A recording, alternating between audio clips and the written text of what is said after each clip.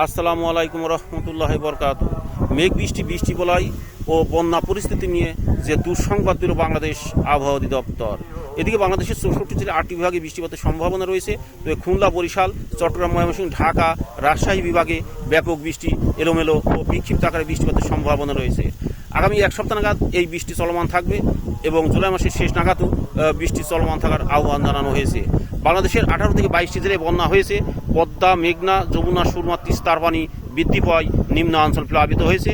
পাহাড়ি ঢল ও বৃষ্টি উপবর্ষণের কারণে এই বন্যা পরিস্থিতি জলবদ্ধতার সৃষ্টি হয়েছে। বানভাসী মানুষগুলো ঘরের ছাদে, টিনের চালায় এবং গাছে আশ্রয় নিয়েছে।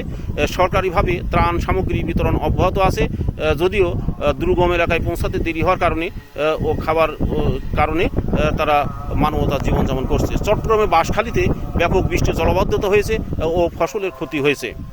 ঢাকায় ব্যাপক বৃষ্টি ও জলবদ্ধতা হয়েছে, যা জনজীবন অতিষ্ঠ হয়েছে।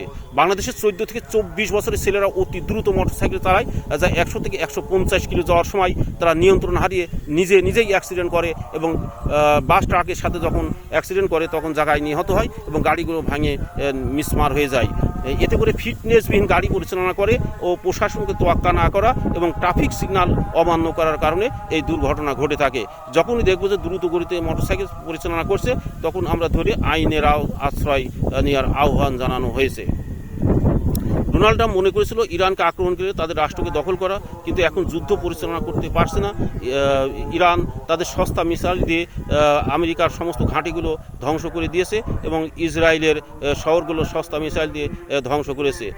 ডোনাল্ড ট্রাম্প এখন যুদ্ধ পরিচালনা করতে পারছে না এবং ক্ষমা চাইতে পারছে না এবং লজ্জায় মাথা হেট হয়ে যাচ্ছে। এই অবস্থায় খবর এখনকার মতো শেষ করছি।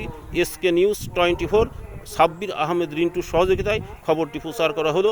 আসসালামু আলাইকুম রহমতুল্লাহ বরকাত।